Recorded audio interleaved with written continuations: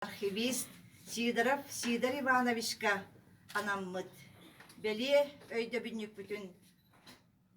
В рамках юбилейных мероприятий, посвященных столетию Национального архива Республики Саха-Якутия, 4 декабря 2020 года в главном корпусе архива по адресу улицы Дзержинского, 41 состоялась торжественная церемония открытия памятной мемориальной доски увековечения первого историка-архивиста из народа Саха Сидорова Сидора Ивановича. Он родился 22 августа 1914 года в Хаптагинском наследии Батурусского улуса. В 1938 году окончил Московский историко-архивный институт. По специальности научный работник, историк-архивист. Таким образом, он стал первым из якутов дипломированным специалистом в области архивного дела.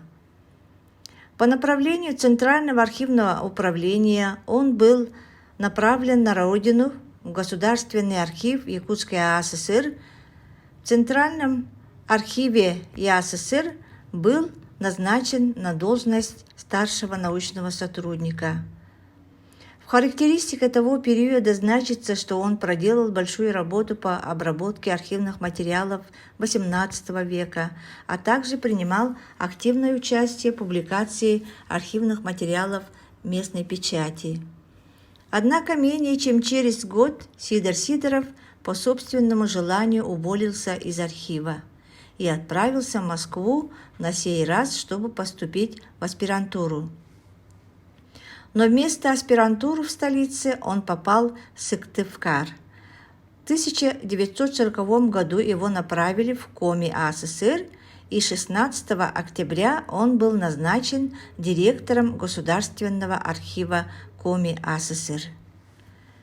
16 июня 1941 года, за 6 дней до начала Великой Отечественной войны, Главное архивное управление НКВД СССР из города Сыктывкара отправилось секретное донесение о том, что 15 числа того же месяца органами госбезопасности Сидоров Сидор Иванович изолирован, и ему было инкриминировано преступление по статье 58. 26 февраля 1942 года особое совещание при Наркомате внутренних дел СССР расстрел заменило на 10 лет лагерей.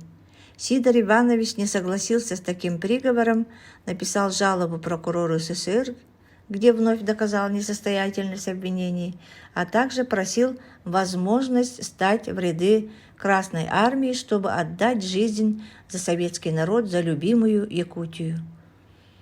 Но все его попытки добиться справедливости или отправки на фронт остались тщетными. Не выдержав в лагере и 2 лет, 6 апреля 1943 года Сидоров Сидор Иванович, как значится в личном деле, умер от истощения вследствие пелагры. Ему было всего 29 лет.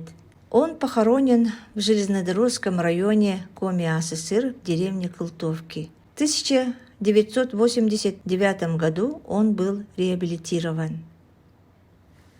На церемонии открытия мемориальной доски присутствовали руководство архива, участники и жюри конкурса профессионального мастерства «Лучший архивист 2020» среди молодых архивистов, приглашенные гости, родственники Сидорова Сидора Ивановича, исполняющий обязанности руководителя Ленского бассейнового управления по водным ресурсам Федерального агентства водных ресурсов Аркунов Петр Михайлович, ветераны педагогического труда Герасимова Вера Афанасьевна, Винокурова Тамара Афанасьевна.